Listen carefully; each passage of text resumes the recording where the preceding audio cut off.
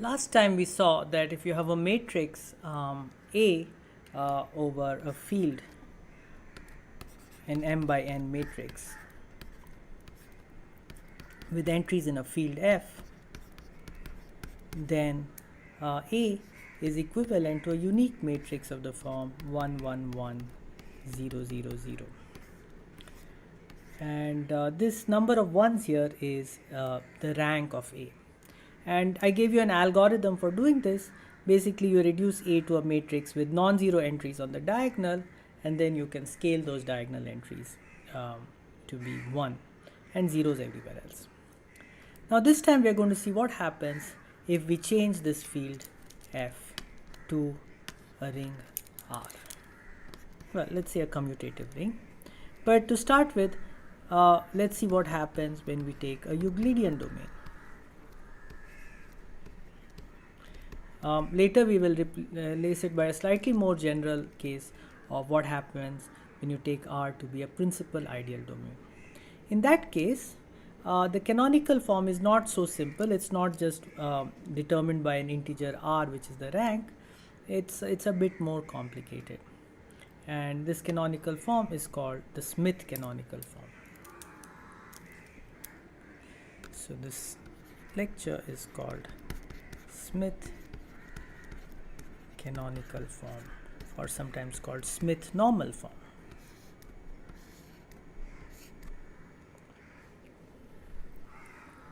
So what it says is that instead of a bunch of ones, you will have entries d1, d2, dr along the diagonal, such that the ideal of d1, or maybe I'll just write it in terms of divisibility, d1 divides d2 divides d3 all the way up to divides dr. Or in other words, we can say that the ideal of d1 contains the ideal of d2 contains the ideal of dr. And moreover, this is not exactly unique. It's only that these ideals are unique. So this form is unique up to the choice of ideals generated by d1, d2, dr. So let me state it more formally. Theorem: let R be a Euclidean domain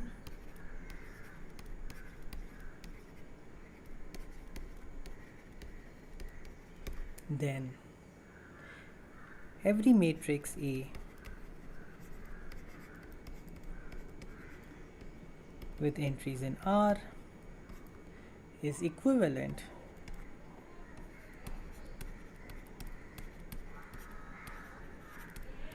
to a matrix of the form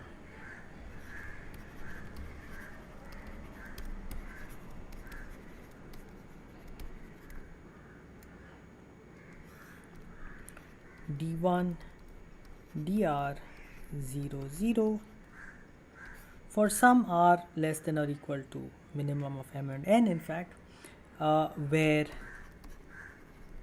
the ideal generated by d1 contains the ideal generated by d2 contains the ideal generated by dr, and this form is unique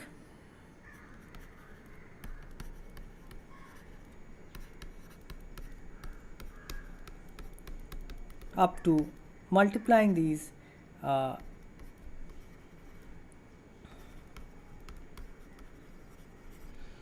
entries d1, d2, dr by units. So these ideals are uniquely determined by A.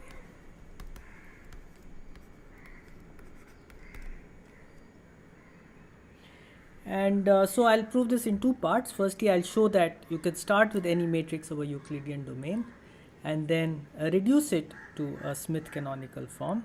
And then I'll show that this Smith canonical form is essentially unique. The first part will proceed as in the last lecture. I'll give you an algorithm. Okay, so before we begin to study this algorithm, let's just recall what a Euclidean domain is. So recall that a Euclidean domain R comes with a size function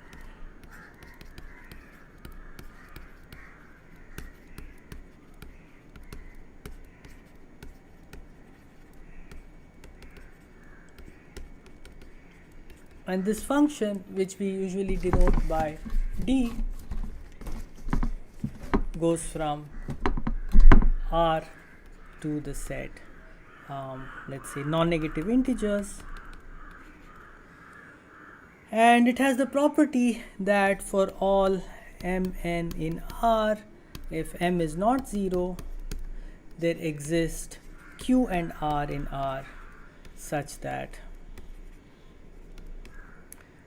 n is equal to qm plus r, and dr is strictly less than dm, or r is equal to 0. So either m divides n, or you can subtract a multiple of m from n to get a remainder whose size is strictly smaller than the size of m. And an important feature here is that the values that the size function can take are non-negative integers. So if you have some sort of algorithm where at each step you strictly decrease the size, then that algorithm has to stop after a finite number of steps. And that is something that we are going to take advantage of time and again in today's lecture. So let me give you the proof of Smith canonical form. So it's really an algorithm. So the algorithm will proceed by an induction step. So the main loop of the algorithm, so to speak, is an induction step.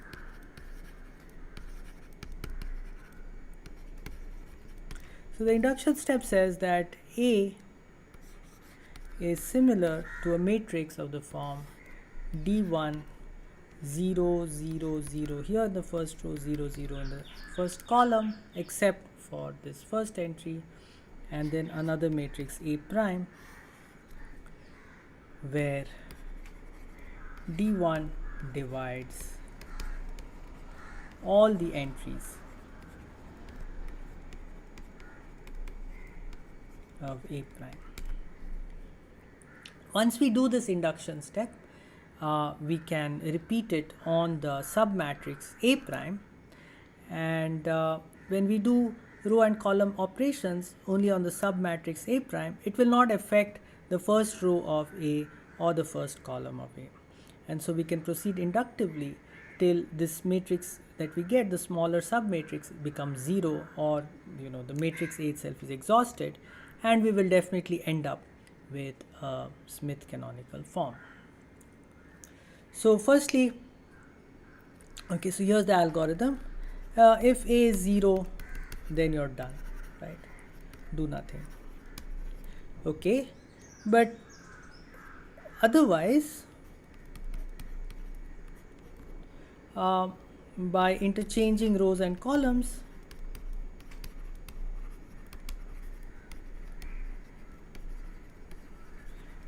can assume that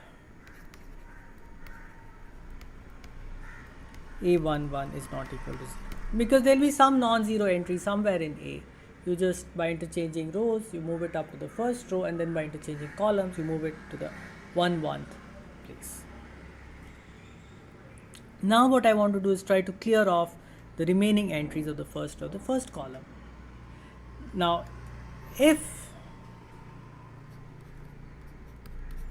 A1j is not equal to 0 for some j, then one of two things can happen.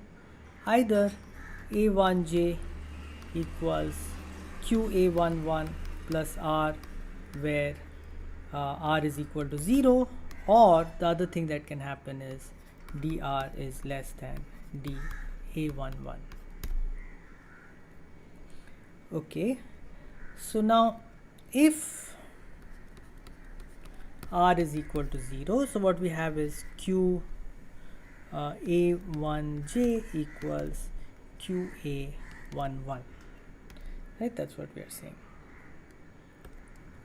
So then what we can do is, so we have this A11 here, we have a bunch of stuff here, and we have A1j here, and so this is our matrix, and we have some stuff here. I don't really care.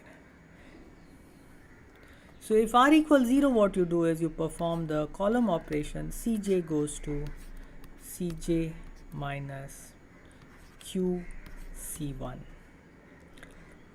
So what will happen is that we will take this entry and subtract Q times A11 from it, and so this will now become 0.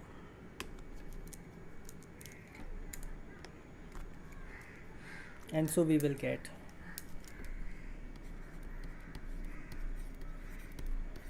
A1j becomes 0. If R is not 0, then you still do the same operation. You do Cj goes to Cj minus QC1. And now, instead of 0, you get R here. And then what you do is you interchange the jth column and the first column. So now what happens is that this R comes over here and the A11 comes over here. So what we have is that at this point we have reduced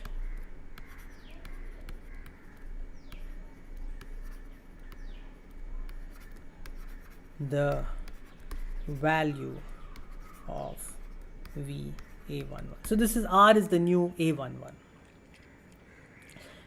So every time there's a non-zero element in the first row of A beyond this, except for the first column, what we can do is we can either kill it or we can reduce the D.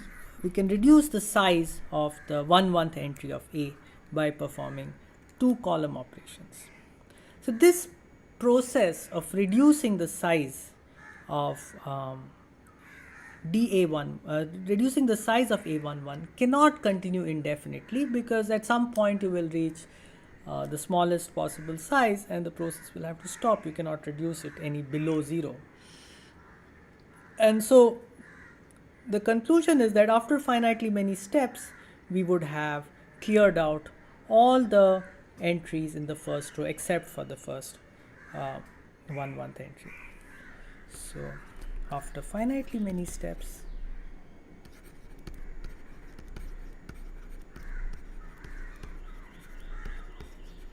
this process must stop,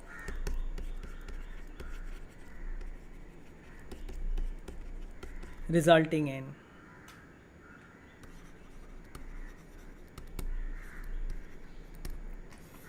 something like this: A11, 0, 0, 0, and whatever over here. Okay, now let's try to clear the first column. We can do exactly the same kind of thing to try to clear the first column, instead of column operations, we'll be doing row operations, and that process too must stop in finitely many steps.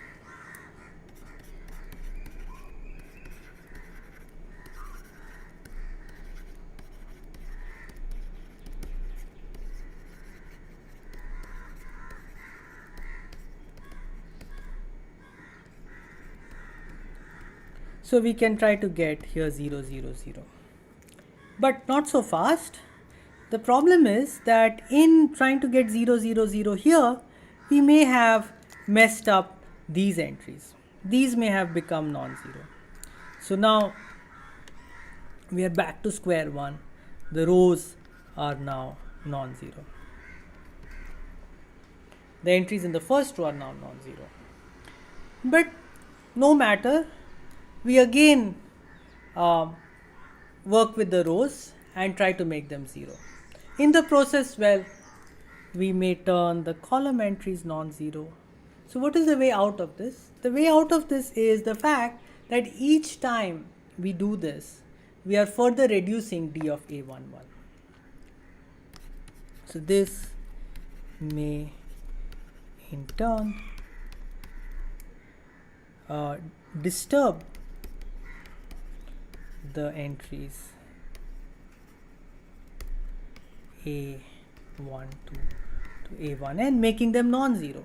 But the point is, each time we have a non-zero entry in the first row or in the first column, we are able to do these row or column operations which strictly decrease the size of A11. So this process too must stop after finitely many steps. So then go back to, let's call this step something. Go back to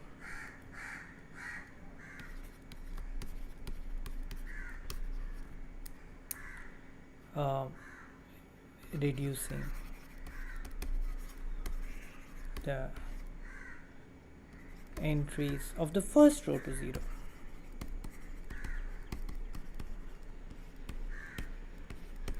This process again, since each time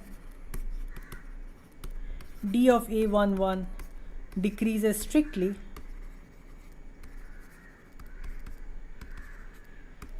this process too must stop. This process, namely of trying to make the first row 0, then trying to make the first column 0, then trying to make the first row 0, and so on, must stop. Infinitely many steps.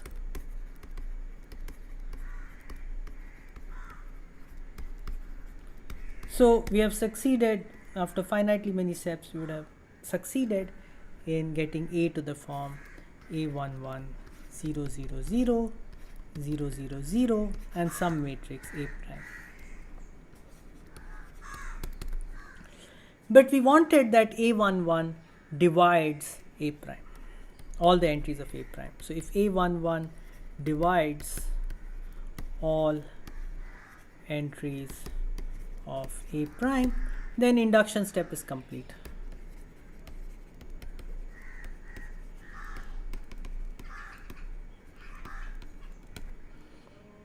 Otherwise, there exists some entry A prime KL such that A11 does not divide A prime KL. So what we have is that somewhere in this mess we have this entry A prime KL, and we have all kinds of stuff over here, and this entry A prime KL is such that A11, it's not divisible by A11. So what you can do is, now you can just do, say, R1 goes to R1 plus RK. So what will happen is that will bring this entry A prime KL up here,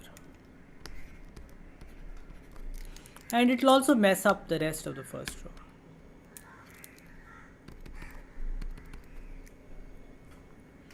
Okay, but then what you can do is you can again apply the Euclidean algorithm.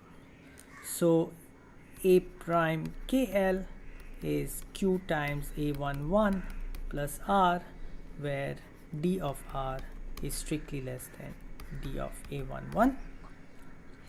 So what you do is you do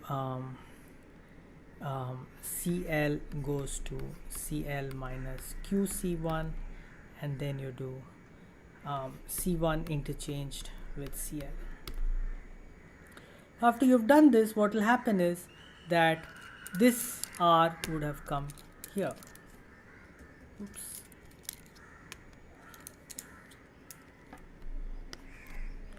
And R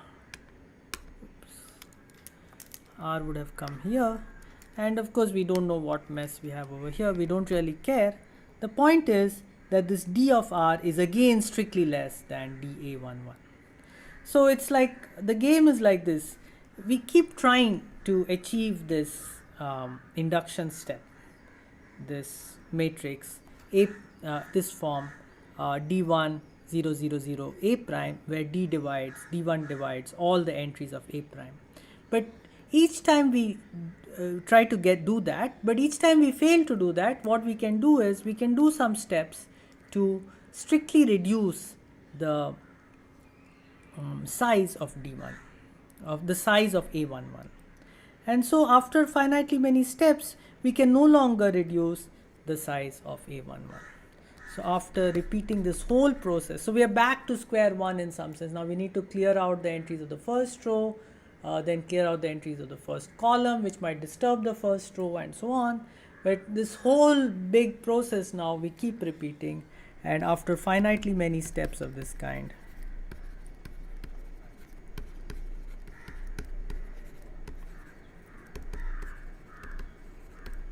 we get a matrix of the form d1 a prime 0 0 0 0 0 0, where d1 divides all the entries of a prime. Now if d1 divides all the entries of a prime, and now you perform row and column operations on a prime, d1 will continue to divide all the entries of the transformed matrices, of the transformed matrix a prime. So when you now further take this a prime and apply this induction step to it, at the next stage you'll get d2, and then you'll get 0 0 0 here, 0 0 0 here, and you'll get a matrix a2. d1 will divide all the entries of this matrix d2 0 0 0 a2, and so d1 will divide d2, and then when you apply it to a2 you will get d3, and so on. So continuing in this manner,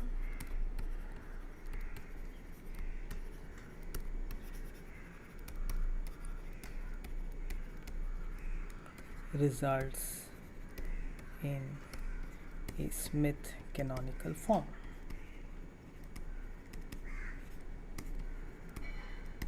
Let us now address the uniqueness of the Smith canonical form. Suppose I have two matrices. The first is A, D1, D2, DR 0 0 0, and B is E1, E2, ES 0 0 0. And suppose I know that A is equivalent to B. Then I want to show that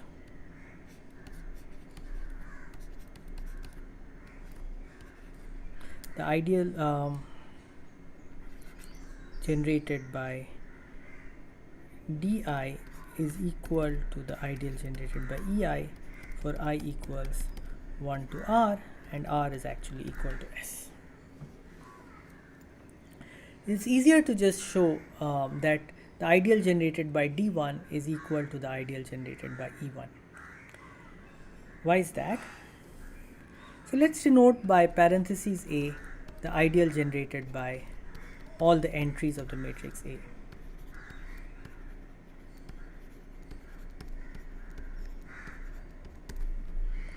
Now suppose we have that B is equal to GAH. Then what does that mean? That means that each entry of B is given by a sum of entries G I K A K L H L J. So where we will be summing over K and L over appropriate indices. So the entries of B are of this form, which means that certainly all the entries of B belong to the ideal generated by the entries of A, which implies that the ideal generated by the entries of B are contained in the ideal generated by the entries of A. Now if A and B are actually equivalent, then these matrices G and H are invertible. So then I can write, then we can take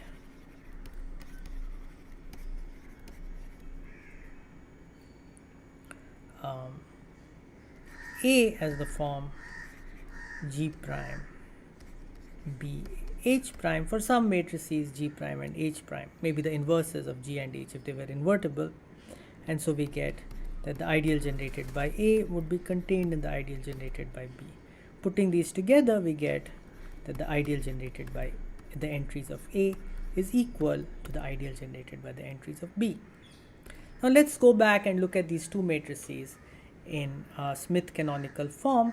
Clearly, the ideal generated by the entries of A is, well, the ideal generated by D1, D2, D3 and so on. And I forgot to mention, we have the additional condition that the ideal generated by D1 contains the ideal generated by D2 and so on, and the ideal generated by E1 contains the ideal generated by E2 and so on, which means that the ideal generated by the entries of A is D1 and the ideal generated by the entries of B is D2. So the ideal generated by A is D1, ideal generated by D1, and the ideal generated by B is the ideal generated by E1. So this implies that if A is equivalent to B,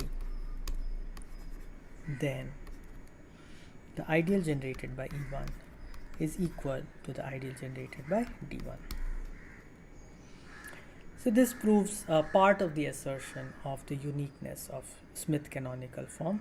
How are we going to show that the ideal generated by D2 and E2 are the same, for example? So we will use the following lemma.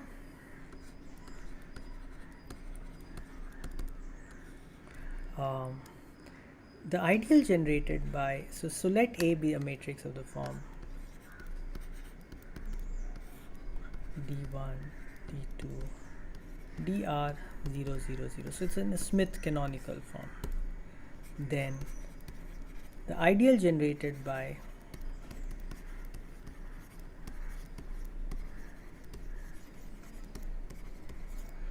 k by k minus of A is the ideal generated by the product D1, D2, dk.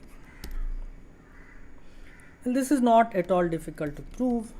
The point is that the only non-zero minors of this matrix are going to be the minors where you choose the same rows as you choose the columns, and in that case the determinant is just going to be the product of the diagonal entries in those rows and columns. So the all k by k minors of A are either 0 or of the form di1 dik, where I1 less than ik. And so since the ideal generated by D1 contains the ideal generated by D2 and so on, the largest of all these ideals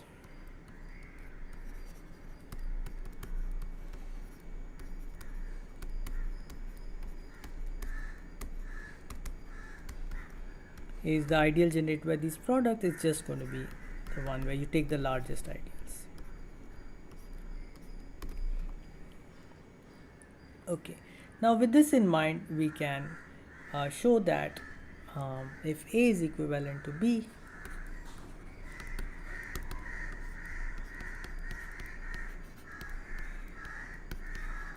then the ideal generated by k by k minors of A is equal to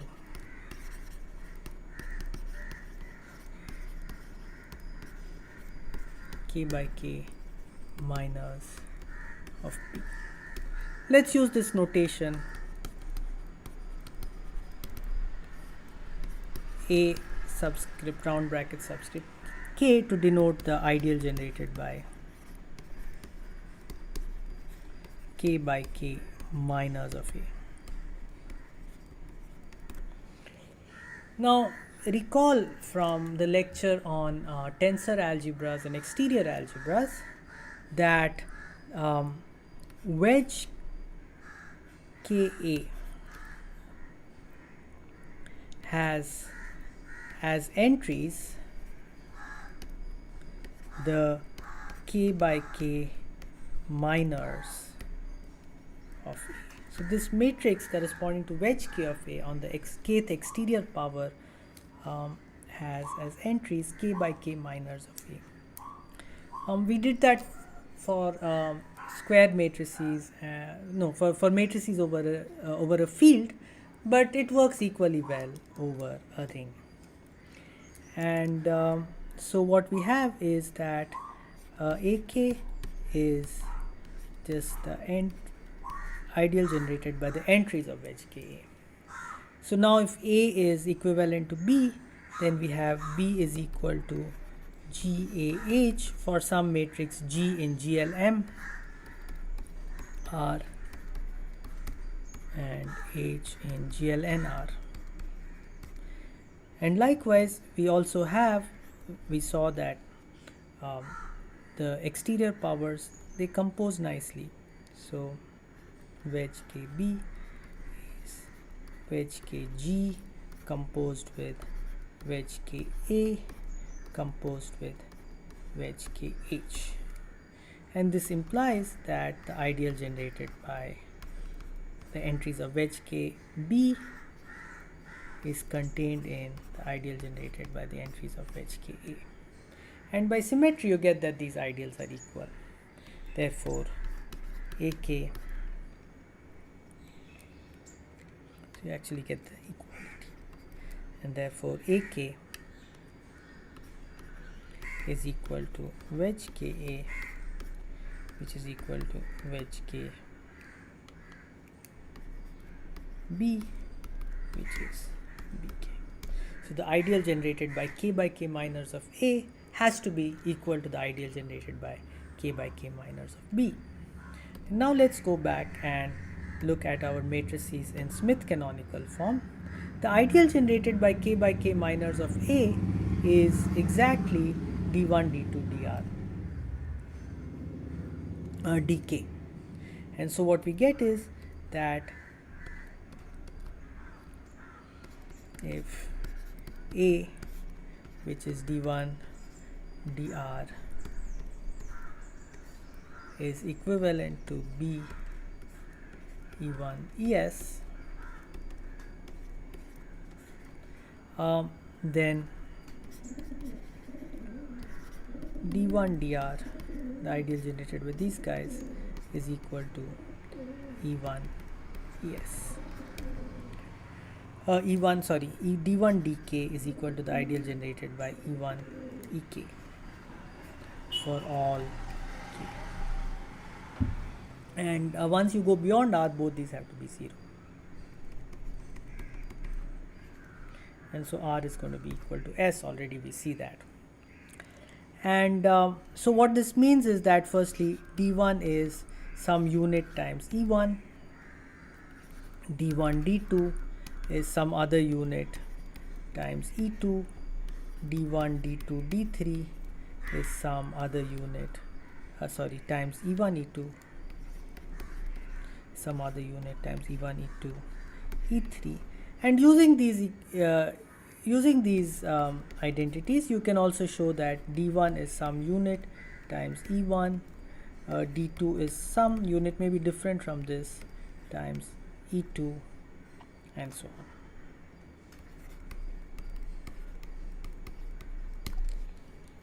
Inductively. So for example, what we have is D1 D2 is U2 E1 E2, but what we know is that E1 is U1 inverse D1, so U1 inverse D1